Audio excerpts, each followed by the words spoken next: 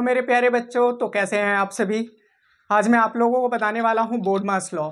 तो मैं इसके बारे में कुछ बातें बता देता हूं कि ये होता क्या चीज़ है। तो एक्चुअली बोर्डमास लॉ होता कुछ नहीं है, बस सिंपल सी चीज़ है। आप जितने भी ऑपरेशंस का इस्तेमाल करते हैं, जैसे कि डिवाइड, मल्टीप्लाई, एडिशन, सबट्रैक्शन, ये सारे ऑपरेशंस होते हैं। इसी तरह से ब्रैकेट, ऑफ, डिवाइड, ये भी सारे क्या हैं, तो ये भी सारे ऑपरेशंस हैं। अब इनका इस्तेमाल कैसे करना है, कब करना है, इसी चीज को हम कहते हैं एक ऑर्डर में बोर्डमास लॉ। और क्लास 6th में जाते ही आपका जो ये रूल है बोर्डमास, वो हो जाता है वी बोर्डमास लॉ। आगे वी यूज कर लेंगे। तो अब इसका फुल फॉर्म समझते हैं, इसका इस्तेमाल कैसे है। तो सबसे पहले कोई भी क्वेश्चन दिया गया है तो क्वेश्चन के अकॉर्डिंग वी का क्या मतलब होगा। इस वी बोर्ड मास में वी का मतलब होता है विनिकुलन, VINICULUMN। और विनिकुलन का क्या मतलब होता है, कोई भी नंबर आपको दे रखा है जैसे 2, 4, 6 पॉइंट और इसके ऊपर इस तरह से बार लगा हुआ है, तो इसको हम क्या कहेंगे, विनिकुलन कहेंगे। अब इस विनिकुलन का यूज कैसे है, क्वेश्चन दिया गया है। इस क्वेश्चन में 2, 4, 6 प्लस 4, 3 है और दूसरा नंबर है ऐसे ही प्लस 16।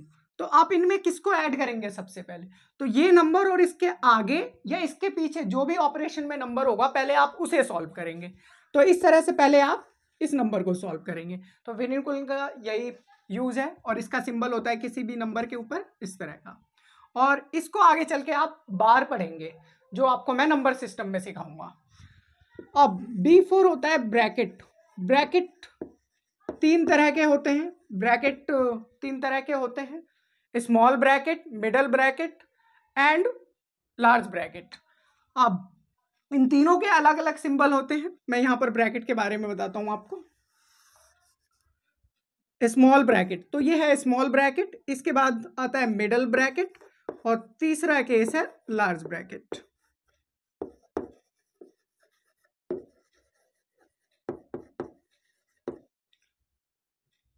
इस मिडल ब्रैकेट को करली ब्रैकेट भी बोलते हैं और ये बिग ब्रैकेट या लार्ज ब्रैकेट बोलते हैं इसको।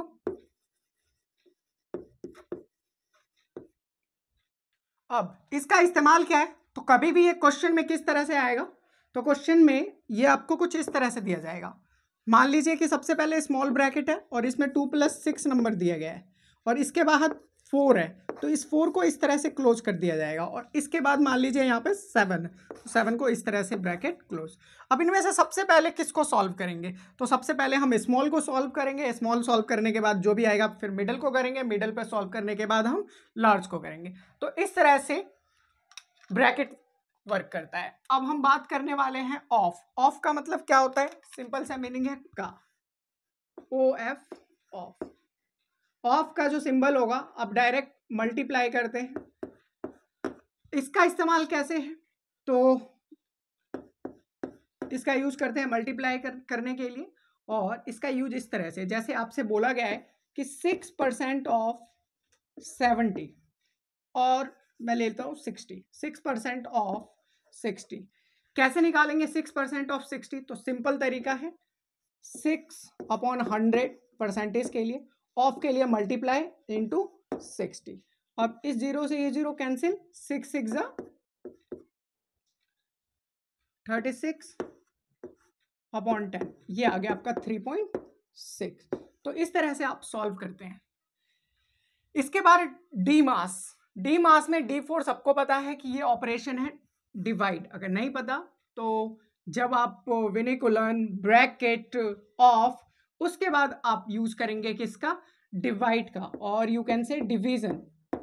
डिवीजन को हिंदी में बोलते हैं भाग। अब भाग का सिंबल होता है इस तरह से, ये डिवाइड भी एक तरह का सिंबल है।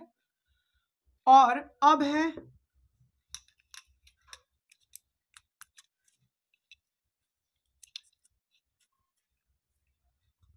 मल्टीप्लाई। मल्टीप्लाई का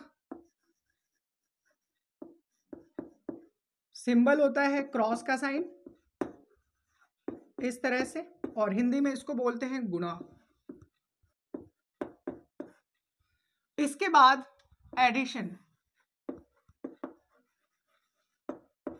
एडिशन का सिंबल प्लस, और इसके बाद सब्ट्रैक्शन।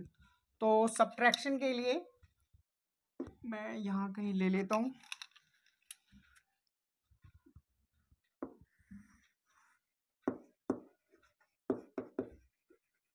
सब्ट्रैक्शन का सिंबल होता है सिंपल, इस तरह से।